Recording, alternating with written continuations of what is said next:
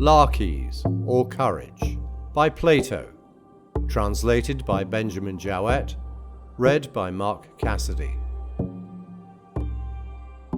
Introduction. Lysimachus, the son of Aristides the Just, and Melesius, the son of the elder Thucydides, two aged men who live together, are desirous of educating their sons in the best manner. Their own education, as often happens with the sons of great men, has been neglected, and they are resolved that their children shall have more care taken of them than they received themselves at the hands of their fathers. At their request, Nicias and Laches have accompanied them to see a man named Stesilaus fighting in heavy armour. The two fathers ask the two generals what they think of this exhibition, and whether they would advise that their sons should acquire the accomplishment. Nicias and Laches are quite willing to give their opinion, but they suggest that Socrates should be invited to take part in the consultation. He is a stranger to Lysimachus, but is afterwards recognized as the son of his old friend Sophroniscus, with whom he never had a difference to the hour of his death. Socrates is also known to Nicias, to whom he had introduced the excellent Daemon, musician and sophist, as a tutor for his son, and to Laches, who had witnessed his heroic behaviour at the Battle of Delium, compare Simp. Socrates, as he is younger than either Nicias or Laches, prefers to wait until they have delivered their opinions, which they give in a characteristic manner. Nicias, the tactician, is very much in favour of the new art, which he describes as the gymnastics of war, useful when the ranks are formed, and still more useful when they are broken, creating a general interest in military studies, and greatly adding to the appearance of the soldier in the field. Laches, the blunt warrior, is of opinion that such an art is not knowledge, and cannot be of any value, because the Lacedaemonians, those great masters of arms, neglect it. His own experience in actual service has taught him that these pretenders are useless and ridiculous. This man, Stesilaus, has been seen by him on board ship making a very sorry exhibition of himself. The possession of the art will make the coward rash, and subject the courageous, if he chance to make a slip, to invidious remarks. And now let Socrates be taken into counsel. As they differ, he must decide. Socrates would rather not decide the question by a plurality of votes. In such a serious matter as the education of a friend's children, he would consult the one skilled person who has had masters, and has works to show as evidences of his skill. This is not himself, for he has never been able to pay the sophists for instructing him, and has never had the wit to do or discover anything. But Nicias and Laches are older and richer than he is. They have had teachers, and perhaps have made discoveries, and he would have trusted them entirely if they had not been diametrically opposed. Lysimachus here proposes to resign the argument into the hands of the younger part of the company, as he is old and has a bad memory. He earnestly requests Socrates to remain, in this showing, as Nicias says, how little he knows the man, who will certainly not go away until he has cross-examined the company about their past lives. Nicias has often submitted to this process, and Laches is quite willing to learn from Socrates, because his actions, in the true Dorian mode, correspond to his words. Socrates proceeds. We might ask who are our teachers, but a better and more thorough way of examining the question will be to ask what is virtue, or rather to restrict the inquiry to that part of virtue which is concerned with the use of weapons. What is courage? Laches thinks that he knows this. 1. He is courageous who remains at his post.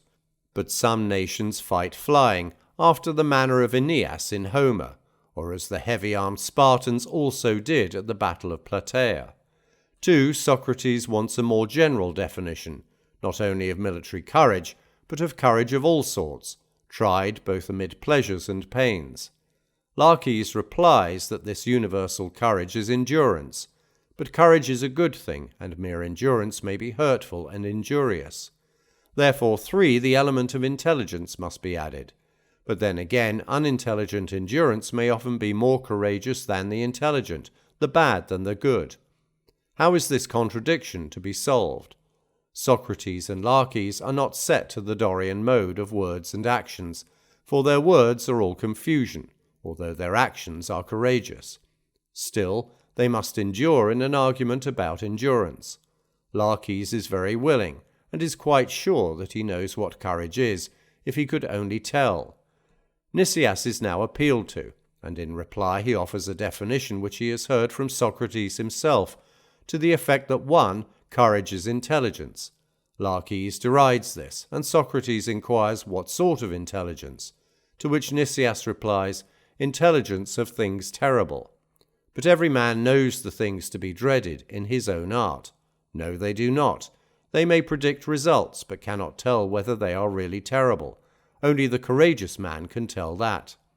Laches draws the inference that the courageous man is either a soothsayer or a god. Again, too, in Nicias's way of speaking, the term courageous must be denied to animals or children, because they do not know the danger. Against this inversion of the ordinary use of language, Laches reclaims, but is in some degree mollified by a compliment to his own courage. Still, he does not like to see an Athenian statesman and general descending to sophistries of this sort. Socrates resumes the argument. Courage has been defined to be intelligence or knowledge of the terrible, and courage is not all virtue, but only one of the virtues. The terrible is in the future, and therefore the knowledge of the terrible is a knowledge of the future. But there can be no knowledge of future good or evil separated from a knowledge of the good and evil of the past or present, that is to say, of all good and evil. Courage, therefore, is the knowledge of good and evil generally, but he who has the knowledge of good and evil generally must not only have courage, but also temperance, justice, and every other virtue. Thus a single virtue would be the same as all virtues. Compare Protagoras. And after all, the two generals and Socrates, the hero of Delium, are still in ignorance of the nature of courage. They must go to school again, boys, old men, and all. Some points of resemblance and some points of difference appear in the Laches when compared with the Charmides and Lysis. There is less of poetical and simple beauty, and more of dramatic interest and power. They are richer in the externals of the scene. The Laches has more play and development of character.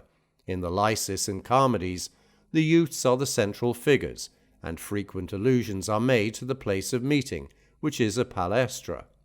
Here the place of meeting, which is also a palaestra, is quite forgotten, and the boys play a subordinate part. The seance is of old and elder men, of whom Socrates is the youngest. First is the aged Lysimachus, who may be compared with Cephalus in the Republic, and like him withdraws from the argument. Melesus, who is only his shadow, also subsides into silence. Both of them, by their own confession, have been ill-educated, as is further shown by the circumstance that Lysimachus, the friend of Sophroniscus, has never heard of the fame of Socrates, his son. They belong to different circles.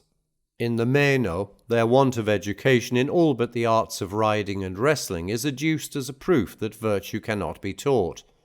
The recognition of Socrates by Lysimachus is extremely graceful, and his military exploits naturally connect him with the two generals, of whom one has witnessed them.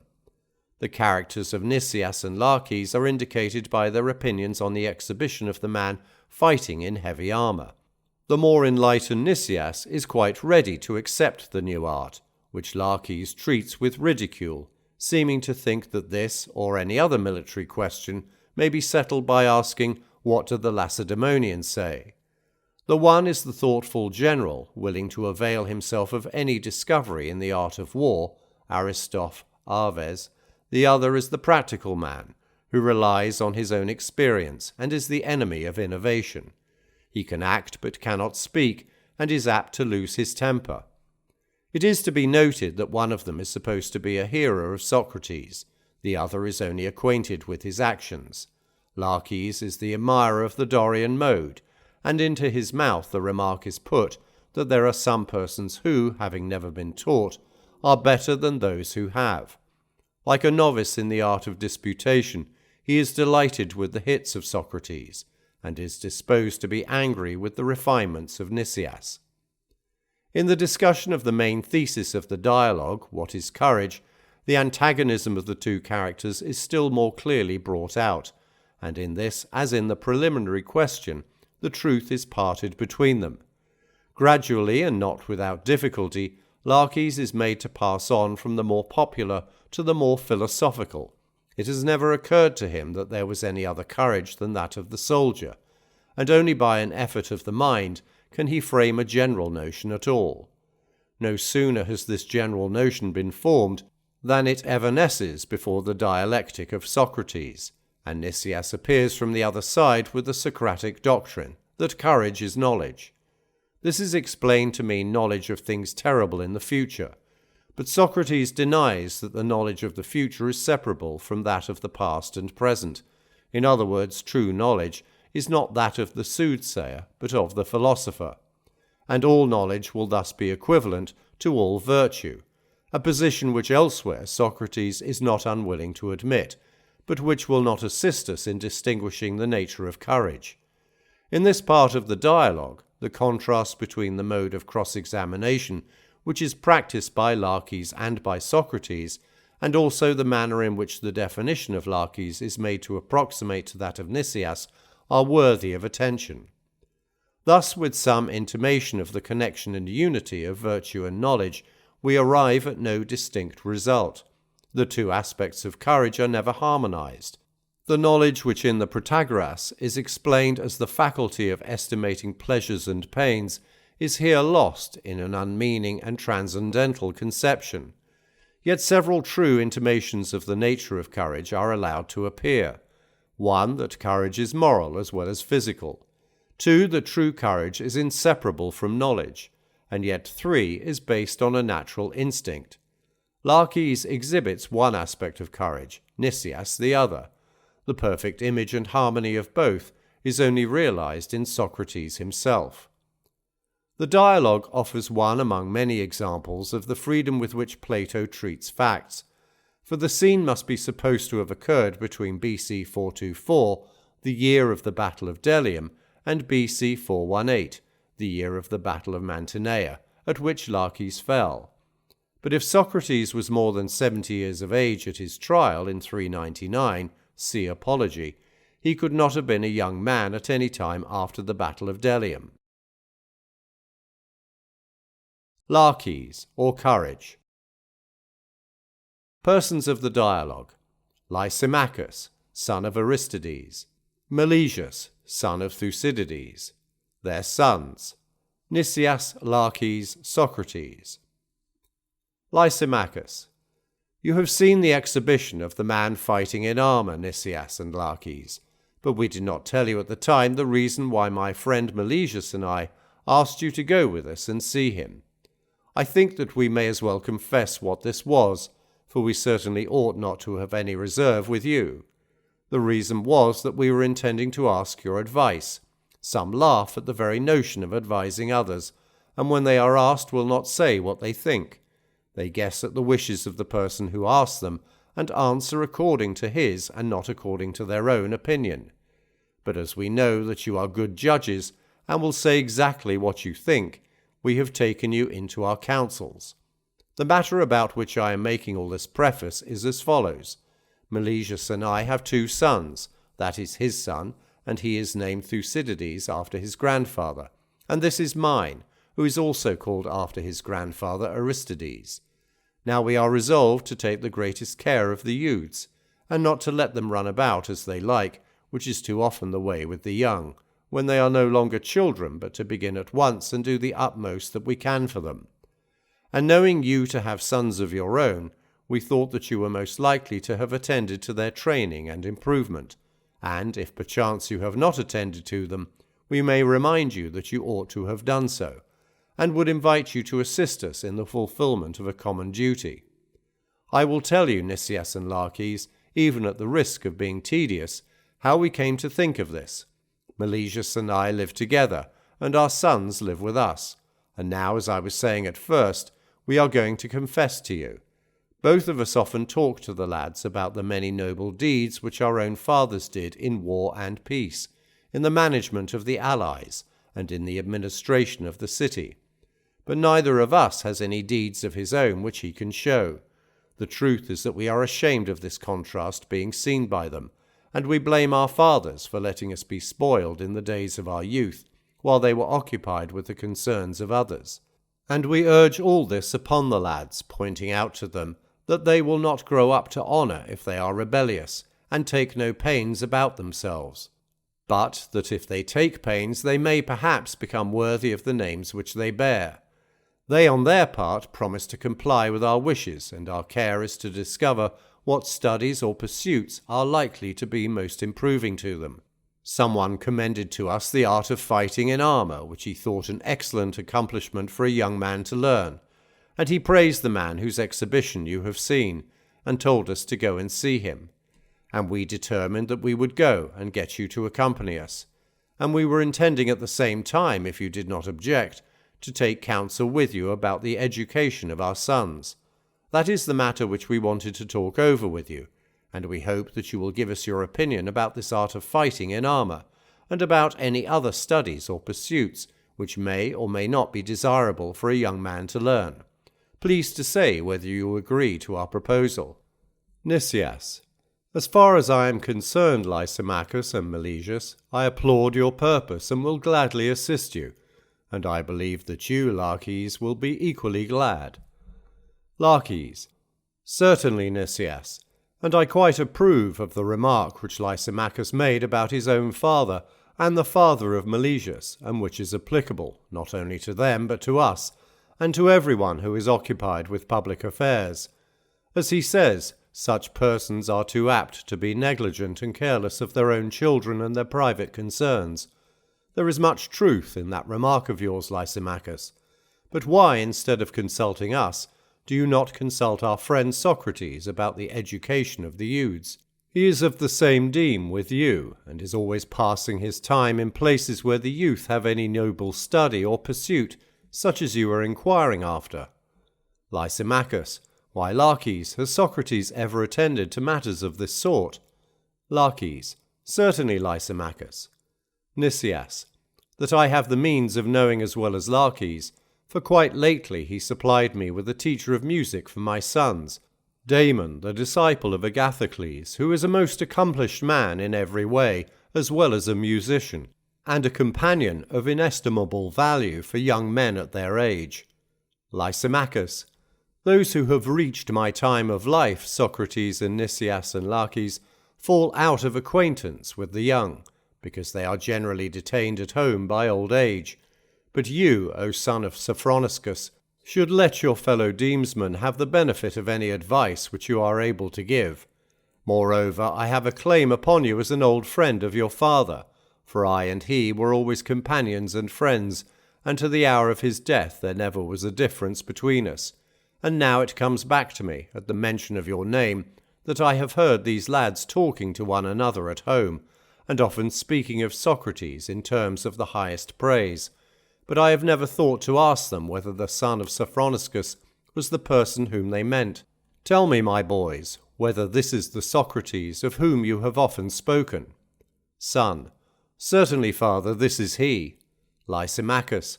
I am delighted to hear, Socrates, that you maintain the name of your father, who was a most excellent man, and I further rejoice at the prospect of our family ties being renewed. Laches. Indeed, Lysimachus, you ought not to give him up, for I can assure you that I have seen him maintaining not only his father's but also his country's name. He was my companion in the retreat from Delium, and I can tell you that if others had only been like him, the honour of our country would have been upheld, and the great defeat would never have occurred. Lysimachus. That is very high praise which is accorded to you, Socrates, by faithful witnesses, and for actions like those which they praise. Let me tell you the pleasure which I feel in hearing of your fame, and I hope that you will regard me as one of your warmest friends. You ought to have visited us long ago, and made yourself at home with us, but now, from this day forward, as we have at last found one another out, do as I say, come and make acquaintance with me, and with these young men, that I may continue your friend, as I was your father's. I shall expect you to do so, and shall venture at some future time to remind you of your duty.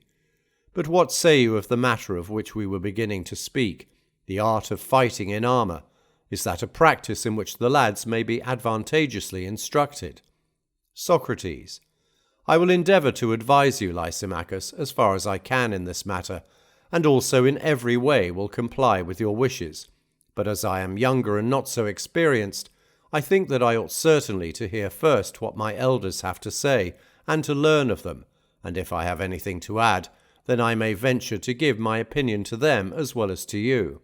Suppose, Nicias, that one or other of you begin. Nicias.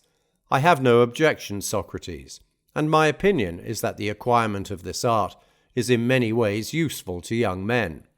It is an advantage to them that among the favourite amusements of their leisure hours they should have one which tends to improve and not to injure their bodily health. No gymnastics could be better or harder exercise, and this and the art of riding are of all arts most befitting to a freeman, for they only who are thus trained in the use of arms are the athletes of our military profession, trained in that on which the conflict turns. Moreover, in actual battle, when you have to fight in a line with a number of others, such an acquirement will be of some use, and will be of the greatest whenever the ranks are broken and you have to fight singly, either in pursuit, when you are attacking someone who is defending himself, or in flight, when you have to defend yourself against an assailant. Certainly he who possessed the art could not meet with any harm at the hands of a single person, or perhaps of several, and in any case he would have a great advantage. Further, this sort of skill inclines a man to the love of other noble lessons, for every man who has learned how to fight in armour will desire to learn the proper arrangement of an army, which is the sequel of the lesson. And when he has learned this, and his ambition is once fired, he will go on to learn the complete art of the general. There is no difficulty in seeing that the knowledge and practice of other military arts will be honourable and valuable to a man, and this lesson may be the beginning of them. Let me add a further advantage, which is by no means a slight one, that this science will make any man a great deal more valiant and self-possessed in the field. And I will not disdain to mention, what by some may be thought to be a small matter, he will make a better appearance at the right time, that is to say, at the time when his appearance will strike terror into his enemies. My opinion then, Lysimachus, is, as I say, that the youths should be instructed in this art, and for the reasons which I have given. But Laches may take a different view, and I shall be very glad to hear what he has to say. Laches. I should not like to maintain, Nicias, that any kind of knowledge is not to be learned, for all knowledge appears to be a good, and if, as Nicias and as the teachers of the art affirm, this use of arms is really a species of knowledge, then it ought to be learned. But if not, and if those who profess to teach it are deceivers only, or if it be knowledge but not of a valuable sort, then what is the use of learning it? I say this because I think that if it had been really valuable, the Lacedaemonians, whose whole life is passed in finding out and practicing the arts which give them an advantage over other nations in war, would have discovered this one. And even if they had not, still these professors of the art would certainly not have failed to discover that of all the Hellenes the Lacedaemonians have the greatest interest in such matters, and that a master of the art who was honoured among them would be sure to make his fortune among other nations, just as a tragic poet would who is honoured among ourselves, which is the reason why he who fancies that he can write a tragedy does not go about itinerating in the neighbouring states, but rushes hither straight and exhibits at Athens, and this is natural. Whereas I perceive that these fighters in armour regard Lacedaemon as a sacred inviolable territory, which they do not touch with the point of their foot, but they make a circuit of the neighbouring states, and would rather exhibit to any others than to the Spartans, and particularly to those who would themselves acknowledge that they are by no means first-rate in the arts of war. Further, Lysimachus, I have encountered a good many of these gentlemen in actual service, and have taken their measure, which I can give you at once, for none of these masters of fence have ever been distinguished in war. There has been a sort of fatality about them, while in all other arts the men of note have been always those who have practised the art, they appear to be a most unfortunate exception. For example, this very Stesilaus, whom you and I have just witnessed exhibiting in all that crowd, and making such great professions of his powers, I have seen at another time making in sober truth an involuntary exhibition of himself, which was a far better spectacle. He was a marine on board a ship which struck a transport vessel, and was armed with a weapon, half spear, half scythe. The singularity of this weapon was worthy of the singularity of the man. To make a long story short, I will only tell you what happened to this notable invention of the scythe spear. He was fighting, and the scythe was caught in the rigging of the other ship and stuck fast, and he tugged, but was unable to get his weapon free. The two ships were passing one another. He first ran along his own ship holding on to the spear, but as the other ship passed by and drew him after as he was holding on, he let the spear slip through his hand, until he retained only the end of the handle. The people in the transport clapped their hands and laughed at his ridiculous figure, and when someone threw a stone, which fell on the deck at his feet, and he quitted his hold of the side spear, the crew of his own trireme also burst out laughing. They could not refrain when they beheld the weapon waving in the air, suspended from the transport. Now I do not deny that there may be something in such an art as Nicias asserts, but I tell you my experience, and, as I said at first, whether this be an art of which the advantage is so slight, or not an art at all, but only an imposition, in either case such an acquirement is not worth having. For my opinion is that if the professor of this art be a coward, he will be likely to become rash, and his character will be only more notorious. Or if he be brave and fail ever so little, other men will be on the watch, and he will be greatly traduced. For there is a jealousy of such pretenders, and unless a man be preeminent in valour, he cannot help being ridiculous, if he says that he has this sort of skill. Such is my judgment, Lysimachus, of the desirableness of this art. But as I said at first, ask Socrates, and do not let him go until he has given you his opinion of the matter. Lysimachus. I am going to ask this favour of you, Socrates, as is the more necessary because the two counsellors disagree, and someone is in a manner still needed who will decide between them. Had they agreed, no arbiter would have been required, but as Laches has voted one way and Nicias another, I should like to hear with which of our two friends you agree. Socrates. What, Lysimachus, are you going to accept the opinion of the majority? Lysimachus. Why, yes, Socrates, what else am I to do? Socrates. And would you do so too, Melesus? If you were deliberating about the gymnastic training of your son, would you follow the advice of the majority of us, or the opinion of the one who had been trained and exercised under a skilful master? Melesus. The latter, Socrates, as would surely be reasonable. Socrates. His one vote would be worth more than the vote of all us four. Melesus. Certainly. Socrates. And for this reason, as I imagine, because a good decision is based on knowledge and not on numbers. Melesus. To be sure. Socrates. Must we not then first of all ask whether there is any one of us who has knowledge of that about which we are deliberating? If there is, let us take his advice, though he be one only, and not mind the rest. If there is not, let us seek further counsel. Is this a slight matter about which you and Lysimachus are deliberating? Are you not risking the greatest of your possessions? For children are your riches, and upon their turning out well or ill depends the whole order of their father's house. Melesus. That is true. Socrates. Great care then is required in this matter. Melesus. Certainly. Socrates. Suppose, as I was just now saying, that we were considering, or wanting to consider, who was the best trainer.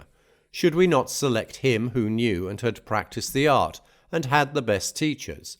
Melesus. I think that we should. Socrates. But would there not arise a prior question about the nature of the art, of which we want to find the masters? Melesus. I do not understand. Socrates. Let me try to make my meaning plainer then. I do not think that we have as yet decided what that is about which we are consulting, when we ask which of us is or is not skilled in the art, and has or has not had a teacher of the art. Nicias. Why, Socrates, is not the question whether young men ought or ought not to learn the art of fighting in armour? Socrates: Yes, Nicias, but there is also a prior question which I may illustrate in this way. When a person considers about applying a medicine to the eyes, would you say that he is consulting about the medicine or about the eyes? Nicias: About the eyes. Socrates: And when he considers whether he shall set a bridle on a horse and at what time, is he thinking of the horse and not of the bridle? Nicias: True. Socrates: And in a word, when he considers anything for the sake of another thing, he thinks of the end and not of the means? Nicias: Certainly. Socrates: And when you call in an adviser, you should see whether he too is skilful in the accomplishment of the end which you have in view? Nicias: Most true.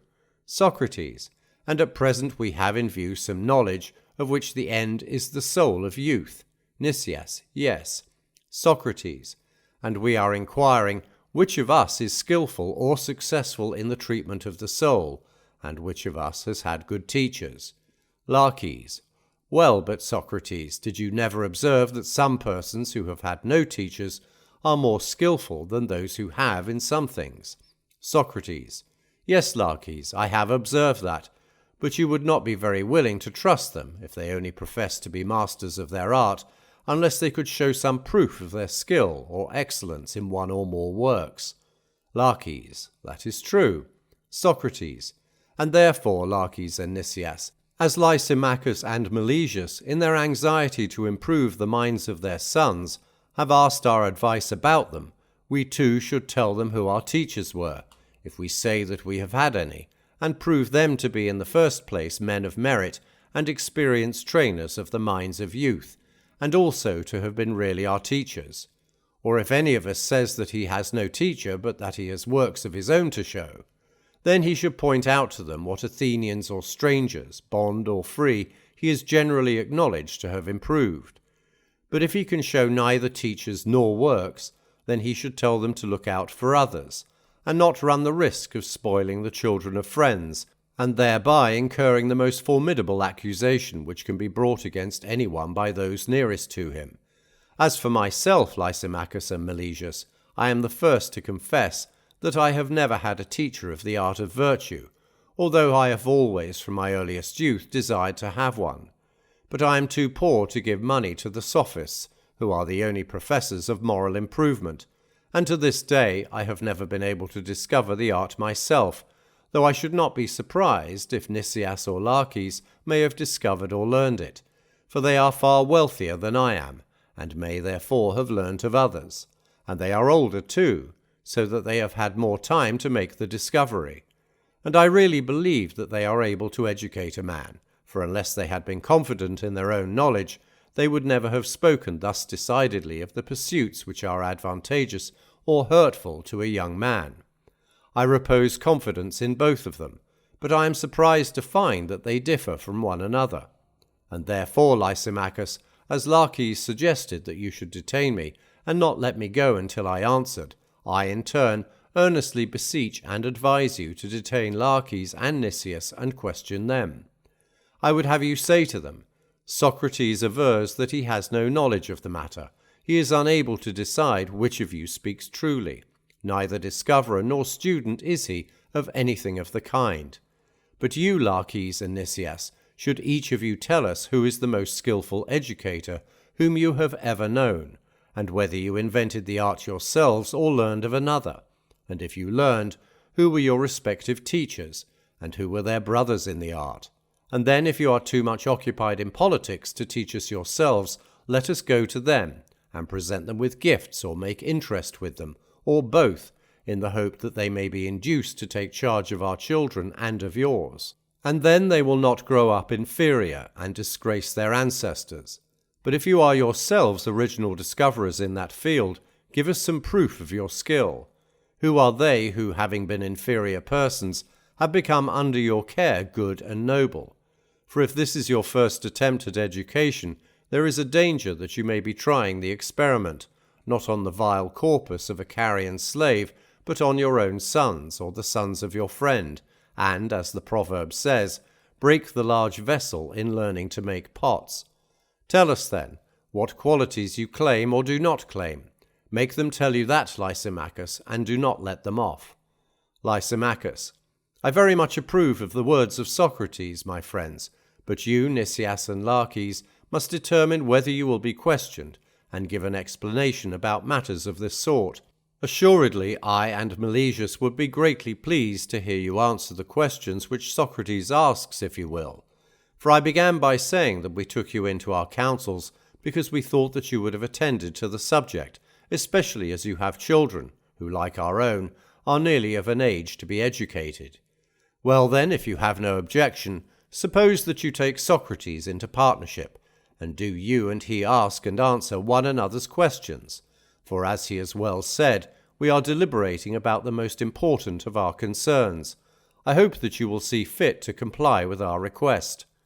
Nicias: I see very clearly, Lysimachus, that you have only known Socrates' father, and have no acquaintance with Socrates himself. At least you can only have known him when he was a child, and may have met him among his fellow wardsmen, in company with his father, at a sacrifice, or at some other gathering. You clearly show that you have never known him since he arrived at manhood. Lysimachus: Why do you say that, Nicias? Nicias: Because you seem not to be aware that anyone who has an intellectual affinity to Socrates and enters into conversation with him is liable to be drawn into an argument, and whatever subject he may start, he will be continually carried round and round by him, until at last he finds that he has to give an account both of his present and past life. And when he is once entangled, Socrates will not let him go until he has completely and thoroughly sifted him. Now I am used to his ways, and I know that he will certainly do as I say, and also that I myself shall be the sufferer, for I am fond of his conversation, Lysimachus. And I think that there is no harm in being reminded of any wrong thing which we are or have been doing. He who does not fly from reproof will be sure to take more heed of his afterlife. As Solon says, he will wish and desire to be learning so long as he lives, and will not think that old age of itself brings wisdom. To me, to be cross-examined by Socrates is neither unusual nor unpleasant. Indeed, I knew all along that where Socrates was, the argument would soon pass from our sons to ourselves, and therefore I say that for my part I am quite willing to discourse with Socrates in his own manner, but you had better ask our friend Laches what his feeling may be. Laches: I have but one feeling, Nicias, or shall I say two feelings, about discussions. Some would think that I am a lover, and to others I may seem to be a hater of discourse. For when I hear a man discoursing of virtue, or of any sort of wisdom, who is a true man and worthy of his theme, I am delighted beyond measure, and I compare the man and his words, and note the harmony and correspondence of them. And such a one I deem to be the true musician, attuned to a fairer harmony than that of the lyre, or any pleasant instrument of music.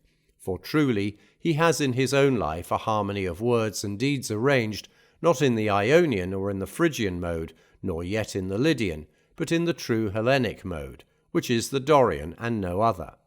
Such a one makes me merry with the sound of his voice, and when I hear him I am thought to be a lover of discourse, so eager am I in drinking in his words. But a man whose actions do not agree with his words is an annoyance to me, and the better he speaks, the more I hate him, and then I seem to be a hater of discourse. As to Socrates, I have no knowledge of his words, but of old, as would seem, I have had experience of his deeds, and his deeds show that free and noble sentiments are natural to him. And if his words accord, then I am of one mind with him, and shall be delighted to be interrogated by a man such as he is, and shall not be annoyed at having to learn of him.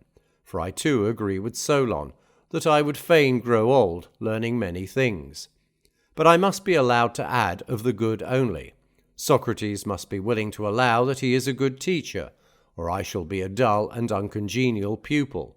But that the teacher is younger, or not as yet in repute, anything of that sort is of no account with me. And therefore, Socrates, I give you notice that you may teach and confute me as much as ever you like, and also learn of me anything which I know.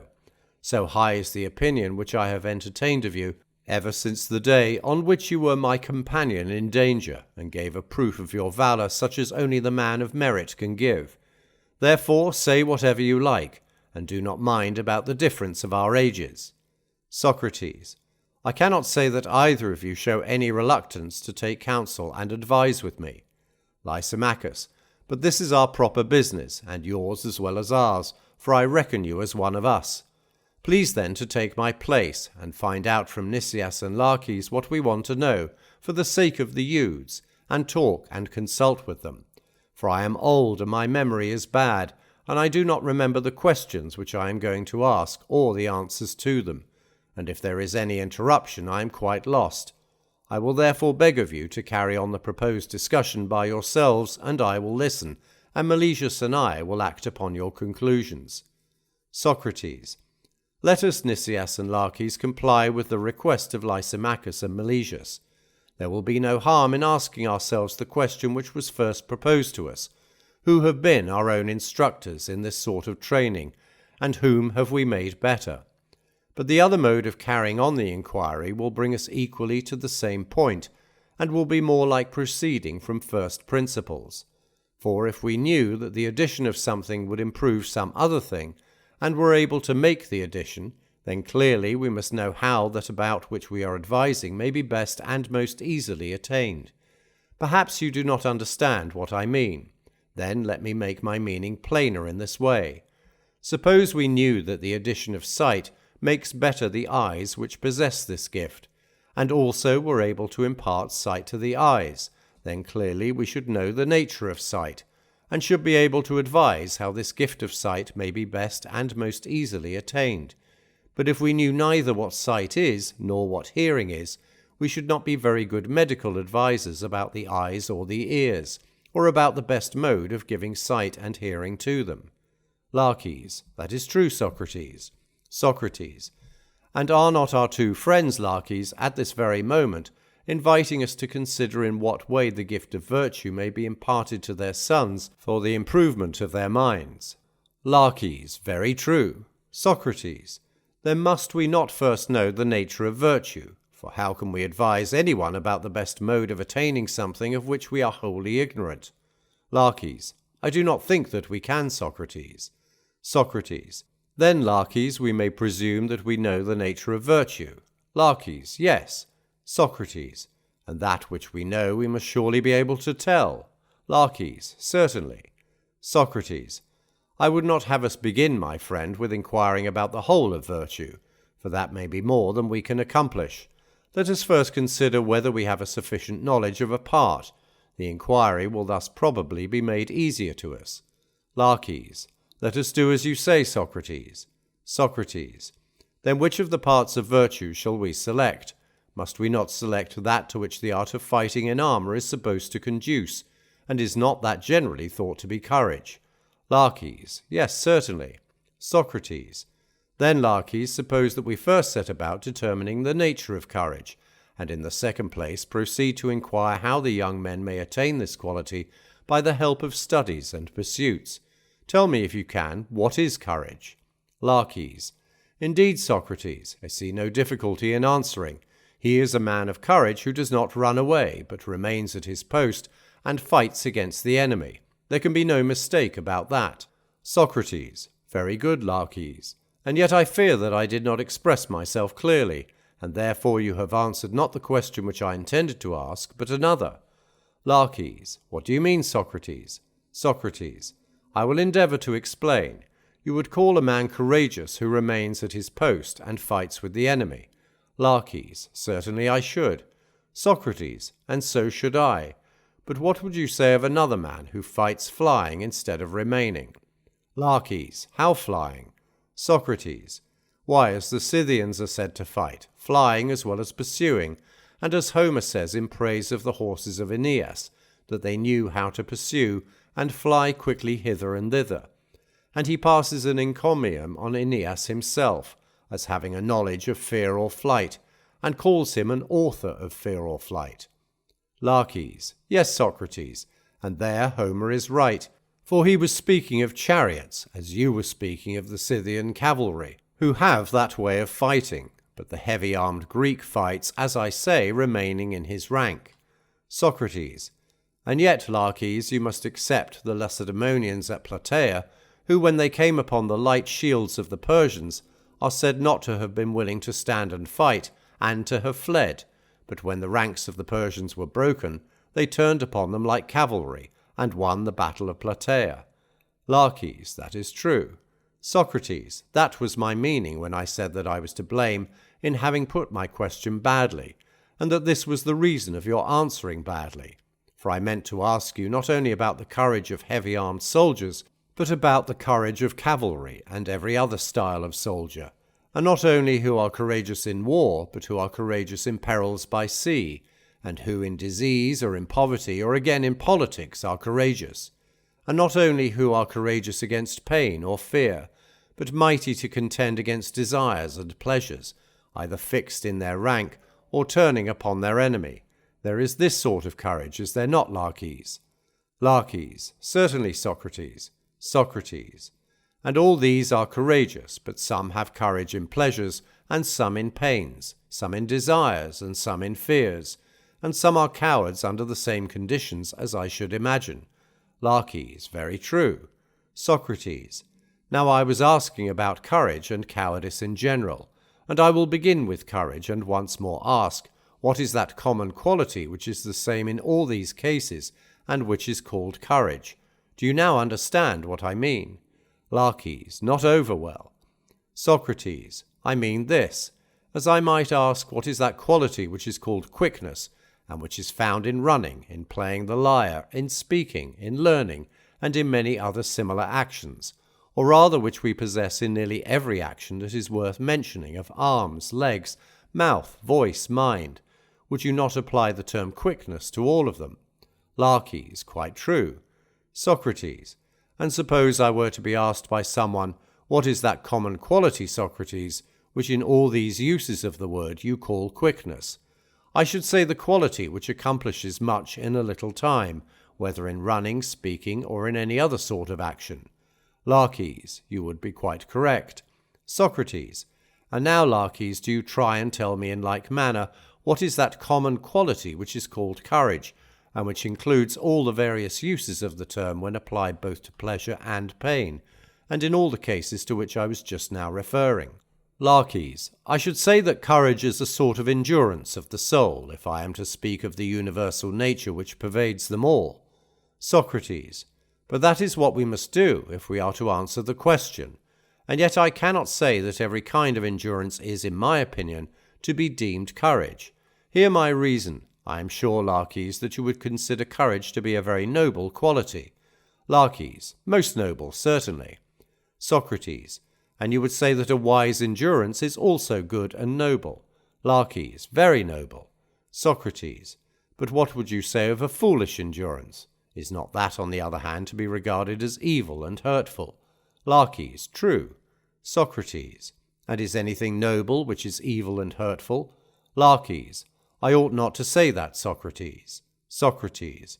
Then you would not admit that sort of endurance to be courage, for it is not noble, but courage is noble. Laches. You are right. Socrates. Then according to you, only the wise endurance is courage. Laches. True.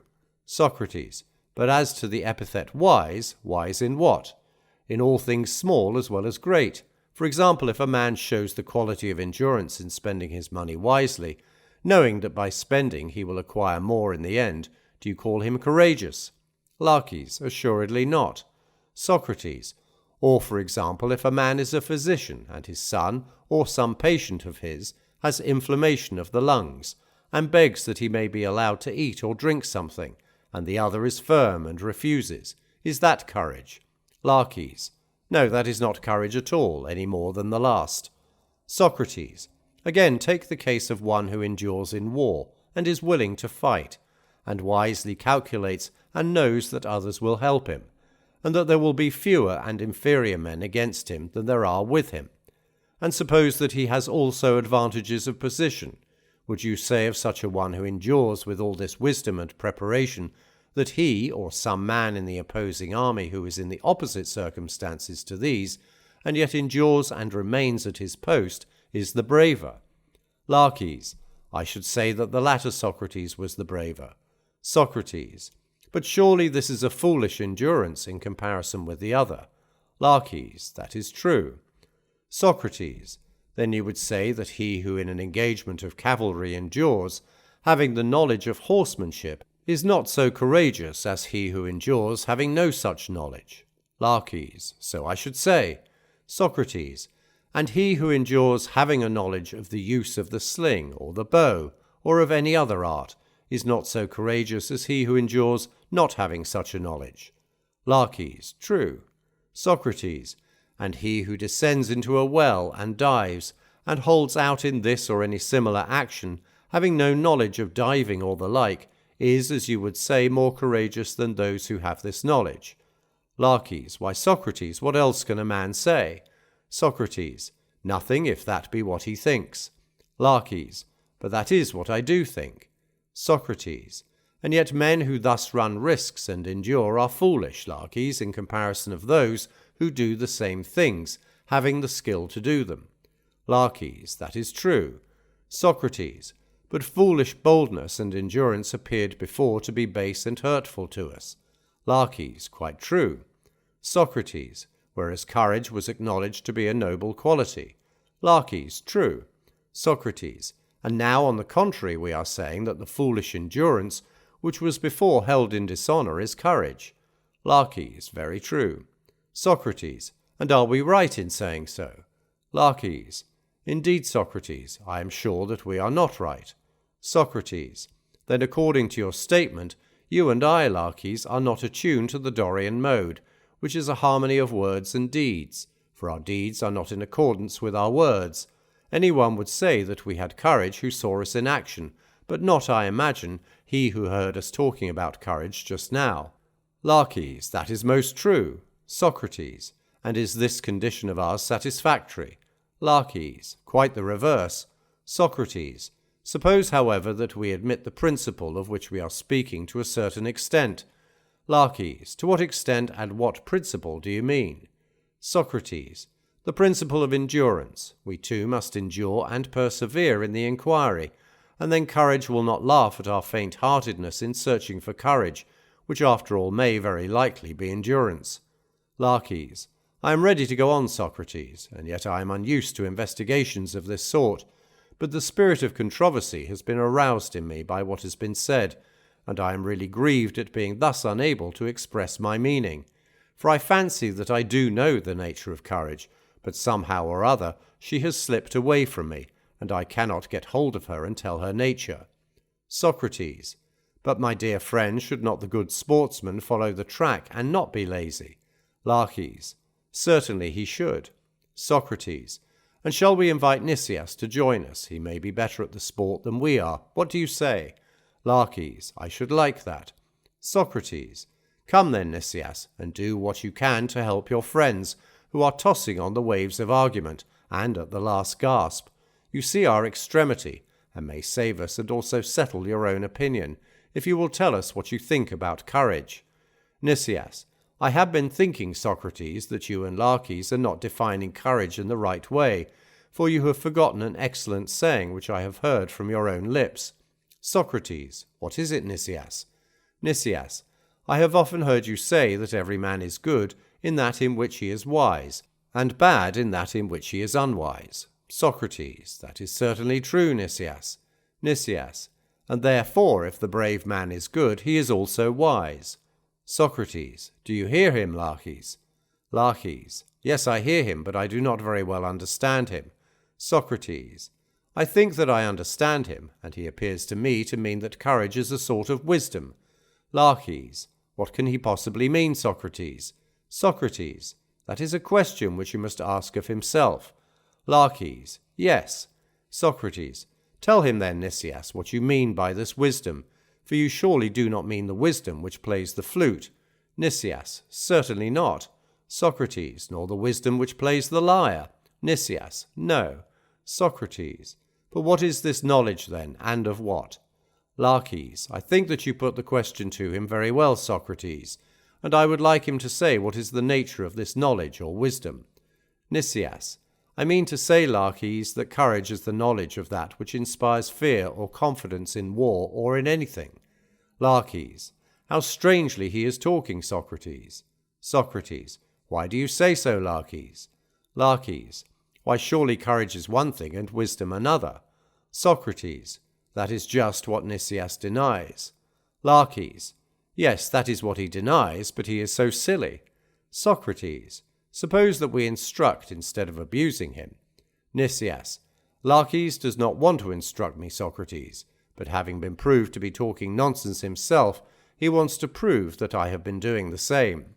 Laches, very true, Nicias, and you are talking nonsense, as I shall endeavour to show. Let me ask you a question. Do not physicians know the dangers of disease, or do the courageous know them, or are the physicians the same as the courageous? Nicias, not at all.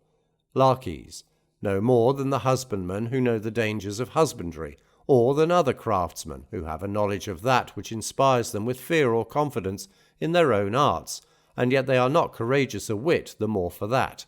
Socrates, what is Laches saying, Nicias? He appears to be saying something of importance. Nicias, yes, he is saying something, but it is not true. Socrates, how so? Nicias, why, because he does not see that the physician's knowledge only extends to the nature of health and disease. He can tell the sick man no more than this. Do you imagine, Laches, that the physician knows whether health or disease is the more terrible to a man? Had not many a man better never get up from a sick bed? I should like to know whether you think that life is always better than death. May not death often be the better of the two? Laches, yes, certainly so, in my opinion. Nicias, and do you think that the same things are terrible to those who had better die, and to those who had better live? Laches, certainly not. Nicias, and do you suppose that the physician or any other artist knows this, or anyone indeed, except he who is skilled in the grounds of fear and hope, and him I call the courageous? Socrates, do you understand his meaning, Laches? Laches, yes, I suppose that in his way of speaking, the soothsayers are courageous, for who but one of them can know to whom to die or to live is better? And yet, Nicias, would you allow that you are yourself a soothsayer, or are you neither a soothsayer nor courageous? Nicias, what? Do you mean to say that the soothsayer ought to know the grounds of hope or fear? Laches, indeed I do. Who but he? Nicias, much rather I should say he of whom I speak, for the soothsayer ought to know only the signs of things that are about to come to pass, whether death or disease, or loss of property, or victory, or defeat in war, or in any sort of contest. But to whom the suffering or not suffering of these things will be for the best, can no more be decided by the soothsayer than by one who is no soothsayer. Laches, I cannot understand what Nicias would be at, Socrates, for he represents the courageous man as neither a soothsayer, nor a physician, nor in any other character, unless he means to say that he is a god. My opinion is that he does not like honestly to confess that he is talking nonsense, but that he shuffles up and down in order to conceal the difficulty into which he has got himself. You and I, Socrates, might have practiced a similar shuffle just now, if we had only wanted to avoid the appearance of inconsistency. And if we had been arguing in a court of law, there might have been reason in so doing. But why should a man deck himself out with vain words at a meeting of friends such as this? Socrates, I quite agree with you, Laches, that he should not, but perhaps Nicias is serious and not merely talking for the sake of talking. Let us ask him just to explain what he means, and if he has reason on his side, we will agree with him. If not, we will instruct him. Laches, to you, Socrates, if you like, ask him.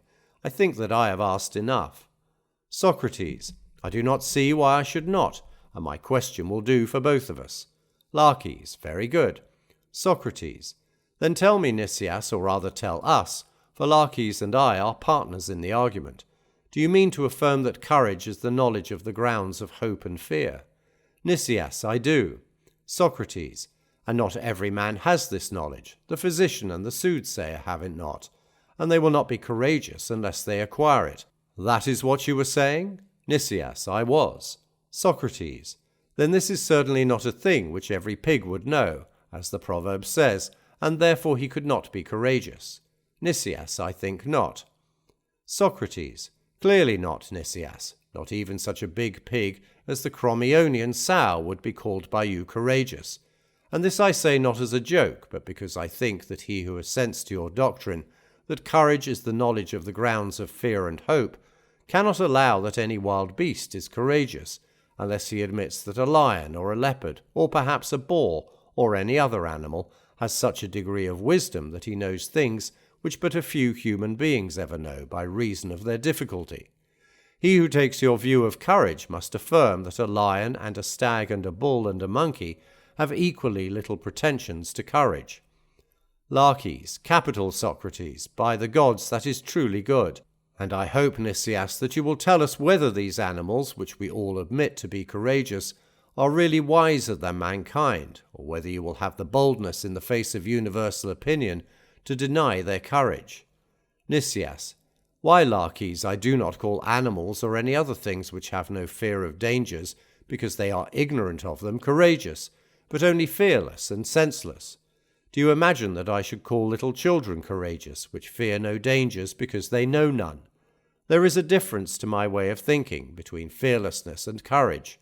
I am of opinion that thoughtful courage is a quality possessed by very few, but that rashness and boldness and fearlessness, which has no forethought, are very common qualities possessed by many men, many women, many children, many animals.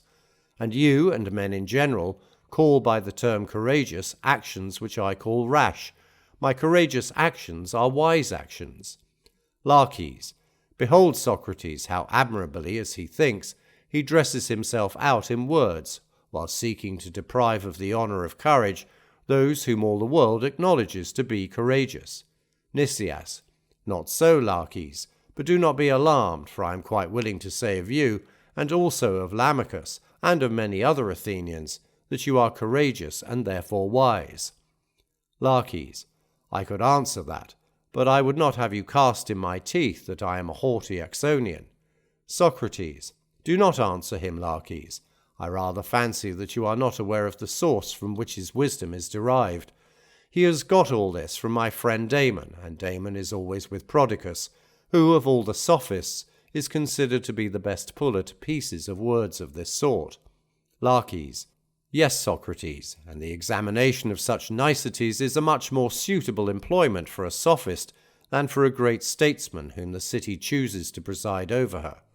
Socrates, yes, my sweet friend, but a great statesman is likely to have a great intelligence, and I think that the view which is implied in Nicias's definition of courage is worthy of examination. Laches, then examine for yourself, Socrates.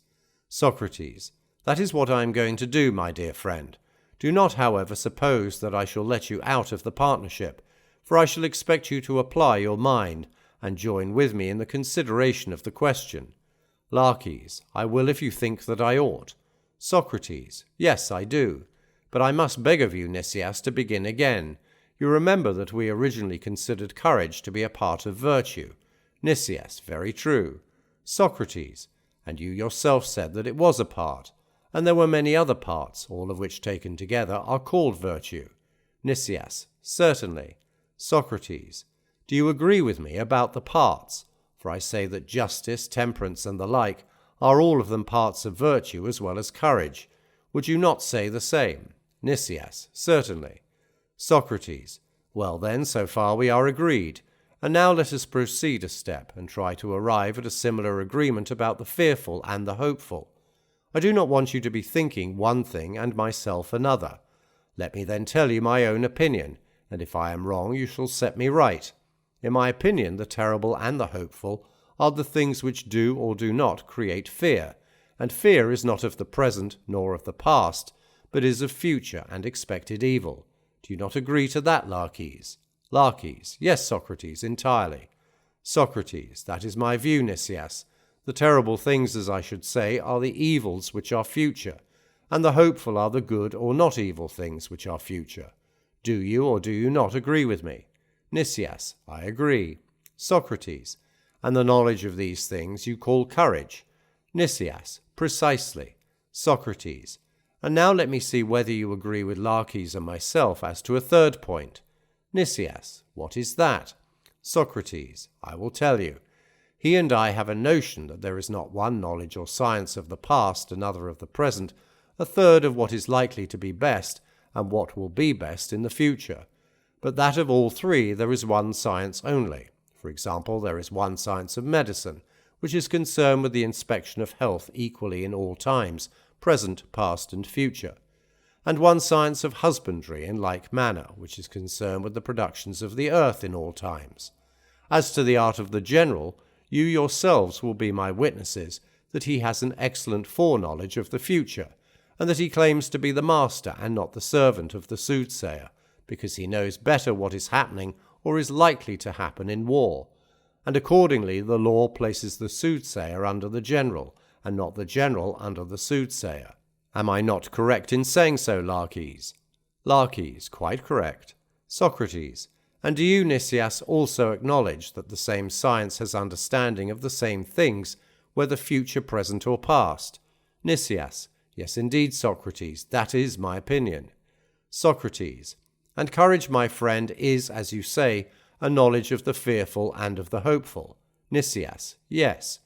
Socrates, and the fearful and the hopeful are admitted to be future goods and future evils. Nicias, true. Socrates, and the same science has to do with the same things in the future or at any time. Nicias, that is true. Socrates, then courage is not the science which is concerned with the fearful and hopeful, for they are future only. Courage, like the other sciences, is concerned not only with good and evil of the future, but of the present and past, and of any time. Nicias, that, as I suppose, is true.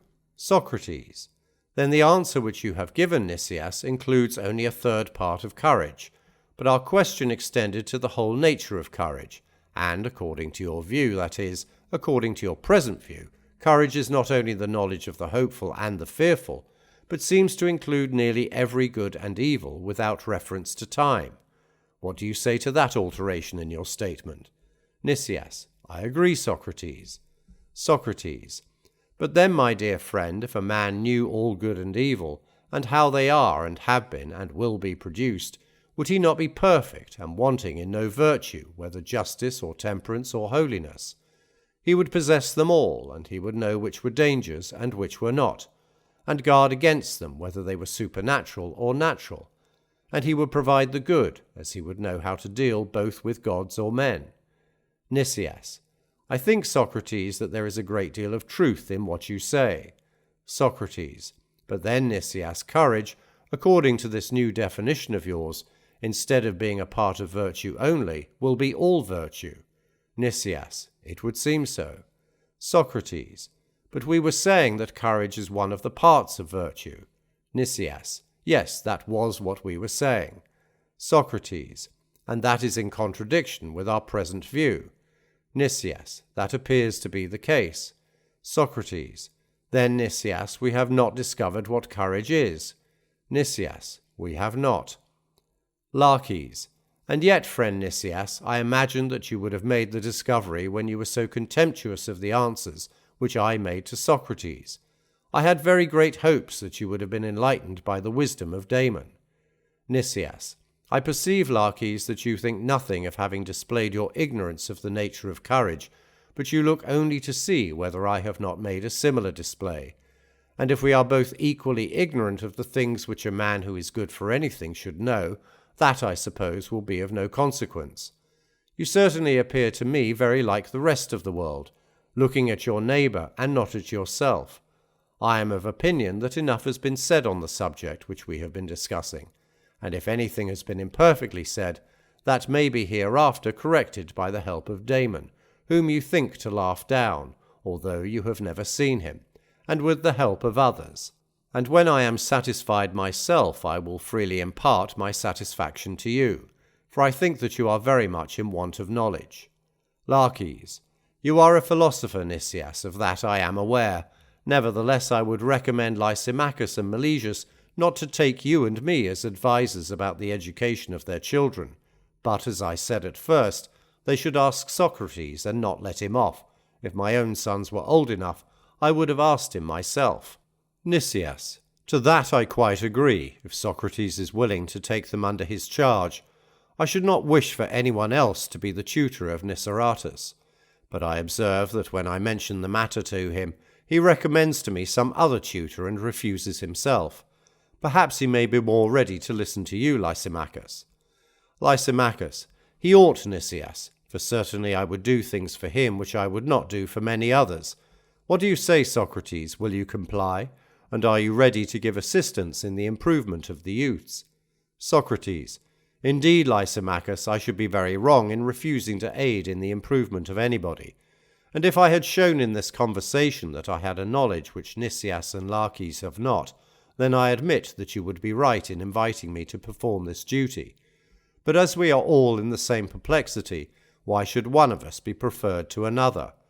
I certainly think that no one should, and under these circumstances, let me offer you a piece of advice, and this need not go further than ourselves. I maintain, my friends, that every one of us should seek out the best teacher whom he can find, first for ourselves, who are greatly in need of one, and then for the youth, regardless of expense or anything. But I cannot advise that we remain as we are, and if anyone laughs at us for going to school at our age, I would quote to them the authority of Homer, who says that modesty is not good for a needy man. Let us then, regardless of what may be said of us, make the education of the youths our own education. Lysimachus, I like your proposal, Socrates, and as I am the oldest, I am also the most eager to go to school with the boys. Let me beg a favour of you. Come to my house tomorrow at dawn, and we will advise about these matters. For the present, let us make an end of the conversation. Socrates, I will come to you tomorrow, Lysimachus, as you propose, God willing.